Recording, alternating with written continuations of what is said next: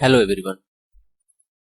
आज हम बात करते हैं टाइप ऑफ वाउचर और जर्नल एंट्री के बारे में। पिछली क्लास की वीडियो में हमने देखा था कि अकाउंट्स कितने प्रकार के होते हैं और उनके गोल्डन रूल क्या होते हैं। तो जिन्होंने वो वीडियो नहीं देखा है वो पहले वो वीडियो कवर करें, क्योंकि हमने उसमें अच्छे से डिस्कशन किया था कि हर अकाउंट्स के एग्जाम्पल कैसे होते हैं, उसकी डिफिनेशन क्या होती है। ठीक है? तो पहले वो वीडियो देखिए, उसके बाद आप ये वाला वीडियो देखिएगा। तो हम शुरू करते हैं अपना क्लास, जो कि टाइप ऑफ वाउचर और जर्नल एंट्री का है। ठीक है, हमारे पास यहाँ पर टाइप ऑफ वाउचर में जो कि आपको तो नंबरिंग करके लिखा गया है 1 से लेकर 9 तक, ये है अकाउंटिंग के वाउचर। और भी वाउचर होते हैं जो इन्वेंट्री में पाए जाते हैं, जैसे आपका purchase order, sales order, rejection out, rejection in, है ना। ये सारे वाउचर हमारे इन्वेंट्री में, क्योंकि इन्वेंट्री के सिलेबस में भी आपका देखेंगे तो यहाँ पर वाउचर टाइप दिया गया है। तो वो सारी चीजें जो परचेज ऑर्डर या सेल्स ऑर्डर से जो संबंधित वाउचर है वो आपको वहाँ पर बता दिए जाएंगे। अभी फिलहाल अगर हम अकाउंटिंग की बात करें तो अकाउंटिंग में हमारे कंट्रा है, पेमेंट है, रिसिप्ट है, जनरल है, सेल्स और F9 यानी कि परचेज है। इतने जो वाउचर होते हैं 1 से लेकर 6 तक जो नंबरिंग की गई, ये जो वाउचर तो वो बाय डिफॉल्ट ओपन होते हैं पहले से ही टैली ERP9 में। जैसे आप कंपनी क्रिएट करेंगे तो आपको F4 से लेकर F9 तक की जो वाउचर होते हैं वो पहले से इनेबल होते हैं। आपका मेमोरेंडम वाउचर, सेल्स रिटर्न और परचेज रिटर्न, ये तीनों वाउचर हमारे डिसेबल होते हैं, इनको हम ऑन करते हैं। और सेल्स रिटर्न को ही हम क्रेडिट नोट के नाम से जानते हैं और परचेज रिटर्न को हम डेबिट नोट के नाम से जानते हैं। जब आप टैली ERP9 में एंट्री करने जाएंगे तो वहां पर आपको सेल्स रिटर्न का नाम न दिखकर वहां पर क्रेडिट नोट और परचेज रिटर्न का नाम न देके वहां पर डेबिट नोट, है ना। अब रीजन क्या है डेबिट नोट, कैसे इसको याद रखेंगे कि डेबिट नोट ही परचेज रिटर्न होता है। तो ट्रिक एक ये है कि जैसे परचेज आपका DR है और DR से क्या होता है, डेबिट होता है, तो आपका आगे नोट लगा देंगे तो वो हो गया डेबिट नोट। उसी तरह से पर सेल्स आपका हमेशा क्या होता है, CR होता है, और CR क्या होता है, उसका पूरा नाम क्या है, क्रेडिट है, तो इसको बोल देंगे क्रेडिट नोट। तो इस तरह से हम इसको याद कर सकते हैं कि सेल्स रिटर्न को ही हम क्या बोलते हैं, क्रेडिट नोट, और परचेज रिटर्न को डेबिट नोट। हम पहला बात करते हैं कंट्रा वाउचर की। तो कंट्रा एक प्रकार का, उसे हिंदी वाउचर को हिंदी में हम बोलते हैं प्रमाणक। तो कंट्रा का उपयोग हम कैसे प्रश्न की एंट्री के लिए करते हैं, तो ध्यान दीजिए कि जिस प्रश्न में बैंक से संबंधित प्रश्न होंगे, क्वेश्चंस होंगे, जिनमें आप खुद पैसा डिपॉजिट कर रहे हैं, विड्रॉल कर रहे हैं या ट्रांसफर कर रहे हो एक बैंक से दूसरे बैंक में, तो ऐसे प्रश्न की एंट्री के लिए हम कंट्रा वाउचर का चुनाव करते हैं।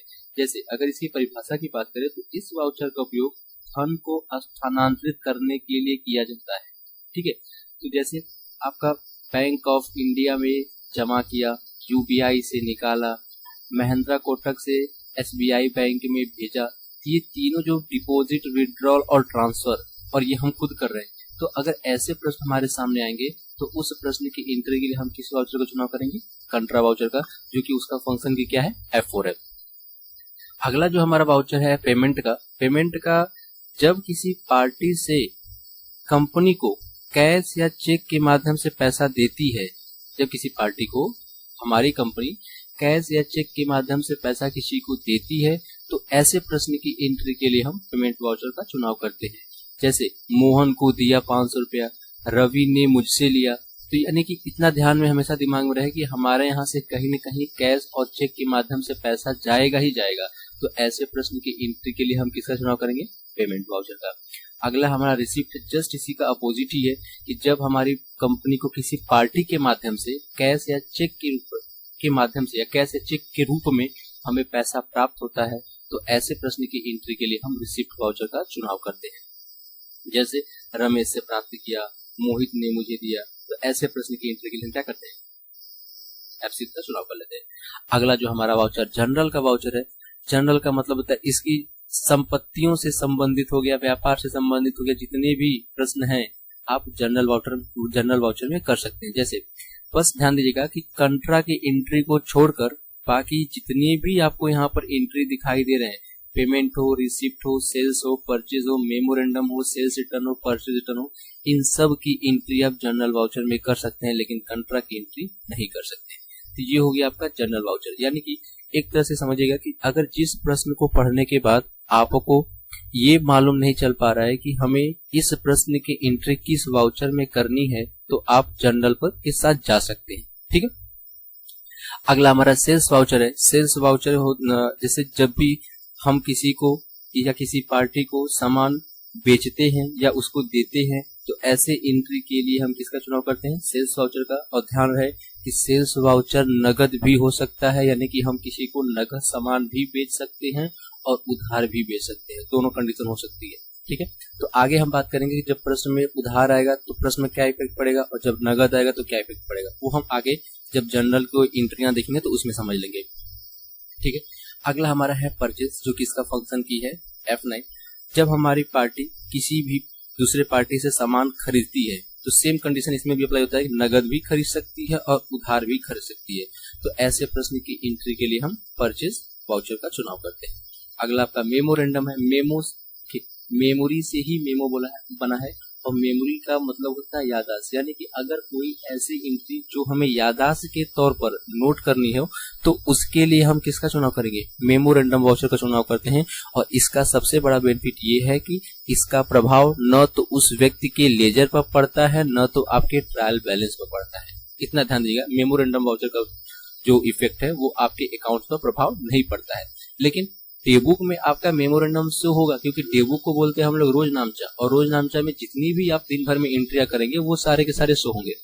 अगला हमारा क्या दिया गया है? सेल्स रिटर्न, जो कि आपका कंट्रोल प्लस एफेट दिया गया है, यानी कि जब हम किसी को सामान बेचते हैं और कस्टमर किसी भी कारणवश सामान को वापस करता है तो उस सामान की वापस की एंट्री करने के लिए हम किसका प्रयोग करते हैं? सेल्स रिटर्न का प्रयोग करते हैं। अगला हमारा दिया गया है परचेज वाउचर। अब परचेज वाउचर में जब हम किसी से सामान खरीद लेते हैं और किसी भी कारणवश अगर हमें सामान वापस करना पड़ता है तो ऐसे प्रश्न की एंट्री के लिए हम परचेज रिटर्न का चुनाव करते हैं, जो कि उसका जो आपको शॉर्टकट की दिया गया है कंट्रोल प्लस F9। तो इतना ध्यान रहे कि जो ये मेमोरेंडम, सेल्स और परचेज, ये ऑप्शंस हमें टैली ERP9 में ऑन करने पड़ते हैं। और ऊपर की जितने भी ये है वाउचर 1 से लेके 6 तक काउंटिंग में, ये हमें क्या होते हैं? बाय डिफॉल्ट ओपन होते हैं, हमें ओपन करने की जरूरत नहीं पड़ती है। साइड में आपके पैलेट्स दिखाई देते हैं, वहां से हम क्या करते हैं? देख के अपना बटन प्रेस कर देते हैं। तो ये था हमारा टाइप ऑफ वाउचर जो कि अकाउंटिंग में उपयोग किए जाते हैं। अगला जो आपका था इसमें जर्नल एंट्रियां, तो अब हम जर्नल एंट्री को देख लेते हैं कि हम कैसे जर्नल एंट्री, कैसे प्रश्न आते हैं, कैसे उसमें समझेंगे। देखिए, जर्नल एंट्री में यहाँ पर आपके सामने मैंने कुछ क्वेश्चंस लिखे हुए हैं जो कि आपको समझाने के लिए है। पहला है कि रवि से उधार पैसे प्राप्त किया।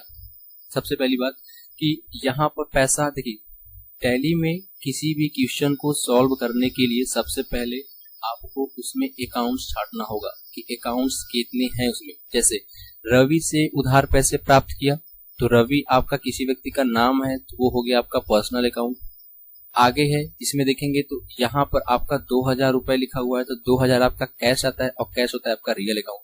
तो मैंने आपको पहली वीडियो में ही बता दिया है गोल्डन रूल और पर्सनल में एग्जांपल और उसके रूल के साथ, तो वो आपको याद होंगे तभी आप क्वेश्चन में TR को छाट पाएंगे, अन्यथा आगे आने वाले एंट्री में बहुत सारी दिक्कतें होंगी आपको। ठीक है, तो जैसे रवि से उधार सामान प्राप्त किया तो रवि हमें देने वाला है, और पर्सनल अकाउंट का दूसरा रूल कहता है कि देने वाला हमेशा क्या होता है? CR होता है। और पैसे प्राप्त किया यानी कि मेरे पास पैसे आ रहे हैं, और रियल अकाउंट का पहला रूल कहता है कि आने वाली वस्तु क्या होती है? TR, यानी कि ये क्या हो जाएगा? CR और ये क्या हो जाएगा? TR। एंट्री करेंगे कैश अकाउंट टू रवि, इस तरह हम एंट्री कर लेंगे। ठीक है, अगला है मोहन ने नगद दिया। अब यहाँ पैसा हमें कौन दे रहा है? मोहन दे रहा है, और देने वाला हमेशा CR होता है तो मोहन क्या हो जाएगा? CR हो जाएगा। और हमारे पास 1400 रुपए आ रहा है तो आने वाली वस्तु क्या होती है? TR। ठीक है, तो एंट्री हो जाएगी कैश अकाउंट टू मोहन। अगला है SBI से निकाला। अब देखिए SBI से निकाला यानी कि हमने विड्रॉल किया है, किसी भी पार्टी का नाम नहीं है। यहाँ पर हमने क्या किया है? 3500 रुपए निकाला है। हमें पैसा कौन दे रहा है? SBI बैंक पैसा दे रहा है, और देने वाला क्या होता है? CR। हमारे पास पैसा आ रहा है, आने वाली वस्तु क्या होती है? TR, यानी cash account to SBI bank. ये एंट्री कर लेंगे। अगला है कमीशन मिला। हमें कमीशन मिल रहा है, और कमीशन आपका एग्जाम्पल जो है वो है नॉमिनल का, और नॉमिनल अकाउंट का रूल कहता है कि जब भी हमारा खर्च हो जाए या हानि हो जाए उसको हम TR करेंगे, और जब हमारा लाभ हो जाए या कहीं से पैसा मिल जाए यानी आय हो जाए उसको हम CR करेंगे। तो यहाँ पर हमें कमीशन मिला है 2500, तो कमीशन मिला तो हमारा लाभ हुआ, और लाभ को हम करेंगे CR। और हमारे पास वस्तु आ रही है 2500 रुपए, तो आने वाली वस्तु TR, cash account to commission. ठीक है, अगला है कि सोहन ने उधार सामान बेचा 1800 में।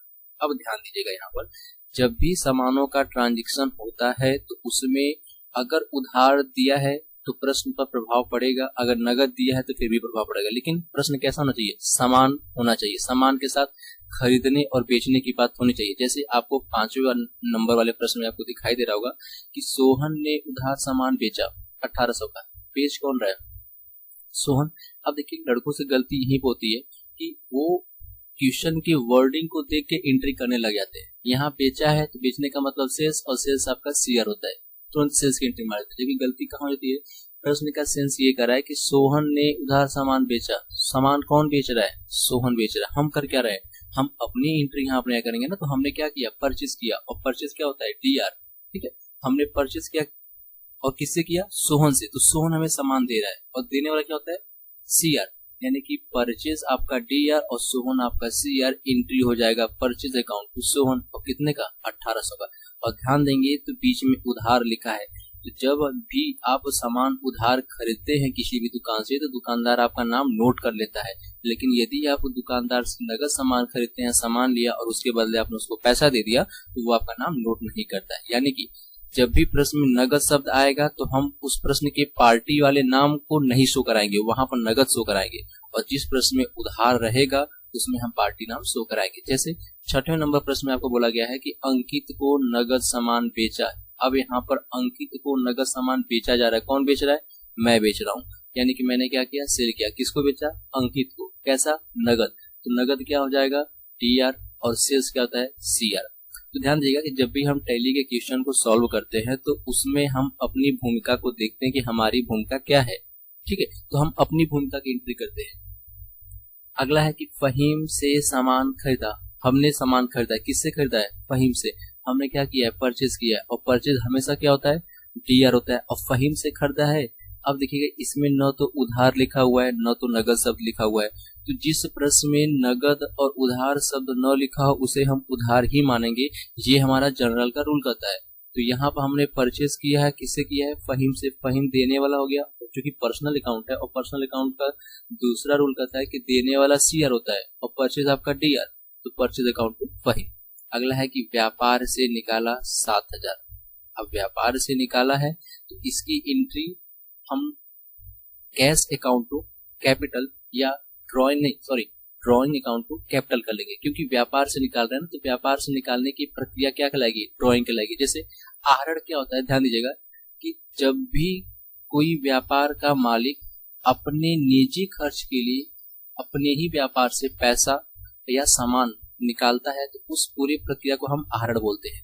तो व्यापार से यहाँ पर निकाला गया है, हमने निकाला है 7000 रुपए। तो ये हमने क्या किया है? ड्रॉइंग किया है। तो एंट्री हो जाएगी ड्रॉइंग अकाउंट टू कैश। अगला है भवन खरीदा।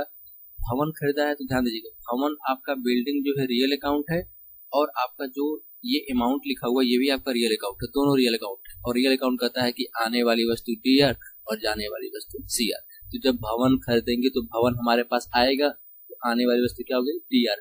और जिससे खरीदेंगे उसको हम ये पैसा अमाउंट देंगे। ठीक है, तो हमारे पास से पैसा जाएगा तो जाने वाली वस्तु क्या हो जाएगी? सीआर। तो एंट्री हो जाएगी बिल्डिंग अकाउंट टू कैश। अगला है कि अंकिता से उधार सामान लिया 3000 का, 10% डिस्काउंट हुआ 12% टैक्स के साथ। अब इसको थोड़ा समझिएगा, क्योंकि इस प्रश्न में आपका डिस्काउंट और टैक्स भी आ गया है। अंकिता से उधार सामान लिया, तो सबसे पहले इतने की हम एंट्री करेंगे। अंकिता से उधार सामान लिया, हमने क्या किया? परचेज किया है। किससे? अंकिता से, वो भी कैसा? उधार। तो परचेज अकाउंट टू अंकिता, कितना? 3000। बात आती है डिस्काउंट और टैक्स की। तो ध्यान दीजिएगा, यहाँ पर मैंने चार्ट बनाया हुआ है। परचेज है, टैक्स है, डिस्काउंट है। यदि परचेज है, देखिए परचेज आपको क्या होता है? डीआर, और टैक्स क्या होता है? डीआर। और डिस्काउंट, अगर परचेज पर आपको डिस्काउंट मिल गया तो किसमें जाएगा? सीआर। रीजन क्या है? ध्यान दीजिए कि जैसे मान लीजिए कि अगर हम किसी दुकान से सामान 100 रुपए का खरीद रहे हैं और उस पर टैक्स लगा दिया दुकानदार ने 10 रुपए, तो मुझे कितना पे करना होगा? 110 रुपए। तो परचेज का अमाउंट मैं पे कर रहा हूँ तो मेरा नुकसान हो रहा है, तो डीआर। टैक्स का भी तो पैसा मैं पे कर रहा हूँ ना, वो मेरा भी नुकसान हो रहा है, वो क्या हो जाएगा? डीआर। दोनों डीआर चलेंगे। अब अमाउंट हुआ था 110 रुपए, लेकिन उसने बोल दिया कि मैं आपको 5 रुपए छोड़ दूंगा, यानी कि डिस्काउंट रिसीव मुझे हो गया। और कितने का मिला? 5 रुपए का। तो 5 रुपए मेरा फायदा हो गया ना।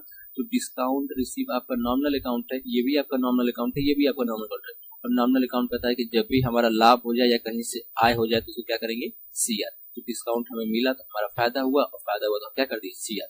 देखिए परचेज टैक्स डिस्काउंट ये सब के सब किसके नॉमिनल अकाउंट के रूल हैं। तो नॉमिनल अकाउंट के रूल के हिसाब से हम इसको CRDR करें।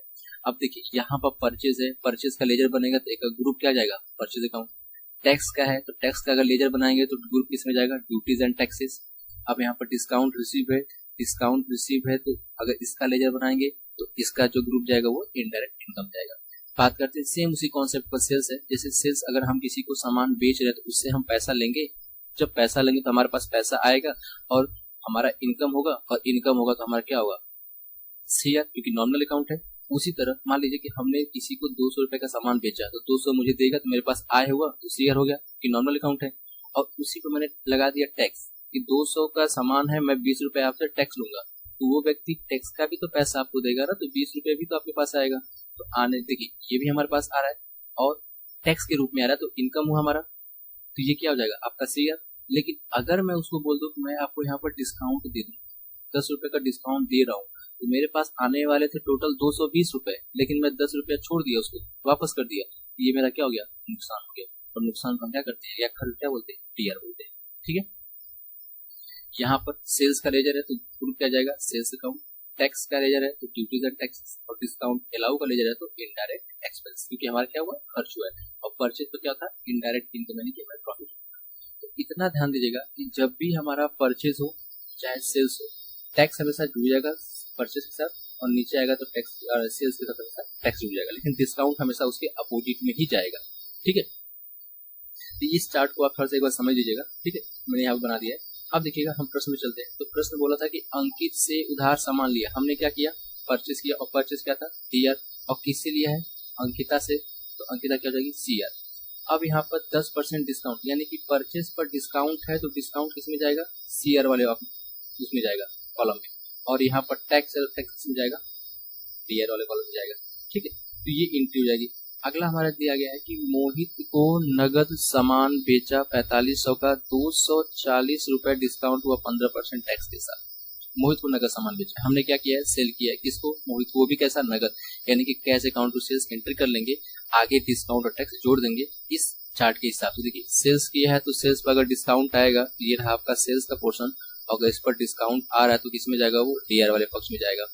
और यहाँ पर आपका टैक्स आ रहा है तो सेल्स में टैक्स कैसा है आपके CR के साथ ही क्या हो जाएगा यहाँ पर जुड़ जाएगा। ठीक है, तो ये प्रश्न हो गया। इस देखिए इन सभी प्रश्नों की आपको मैं मैनुअली करके दिखाऊंगा, और इसका क्रिटिकल मैं सिस्टम भी बताऊंगा कि इसका ट्रायल बैलेंस कितना आ रहा है। ठीक है, आगे देखिए यहाँ पर आपको दिया गया नोट्स, पैसे के लेन देन में उधार या नगद शब्द आने पर प्रश्न के पार्टी यानी लेने वाले या देने वाले के ऊपर कोई प्रभाव नहीं पड़ता, यानी कि एंट्री करते समय नाम को प्रदर्शित नहीं करते हैं। कब, जब पैसों के लेन देन नगद और शब्द आए, यानी कि जब पैसों का सिर्फ ट्रांजेक्शन होगा तो उसमें चाहे नगद आ जाए चाहे उधार आ जाए कोई प्रभाव नहीं पड़ने वाला। लेकिन अगला रूल कर रहा है कि जिस प्रश्न में सामान को खरीदने और बेचने के साथ साथ नगद और उधार शब्द आता है उसमें पार्टी के नाम पर प्रभाव पड़ता है। कैसे, जैसे यदि प्रश्न में उधार सामान खरीदा जाता है तो उसमें पार्टी की एंट्री करते हैं, यदि प्रश्न में नगद सामान खरीदा जाता है तो उसमें पार्टी के नाम की एंट्री नहीं करते हैं। यानी कि नगद जब आप सामान खरीदेंगे तो पार्टी का नाम नहीं लेंगे, और उधार खरीदेंगे तो पार्टी का नाम शो करा देंगे। ये हमारा था आपका इसके रूल, जो कि जर्नल के रूल है। तो हमारा जो आपका टॉपिक था आज का टाइप ऑफ वाउचर और जर्नल एंट्री, तो मैं ये आपको जर्नल एंट्री के क्वेश्चन दिखा देंगे कैसे कैसे क्वेश्चन आते। अब अगली वीडियो में हम इसके सिस्टम पर ट्रायल बैलेंस के प्रैक्टिकल देख लेंगे कि इसको हम मैनुअली कैसे करेंगे और इसका सिस्टम पर कैसे करेंगे। ठीक है, दोनों को हम ट्रायल बैलेंस मिलान कर लेंगे कि हमारा मैनुअल कितना आया था और सिस्टम पर कितना आया था। ये हम कल की वीडियो में देखेंगे। तब तक के लिए धन्यवाद।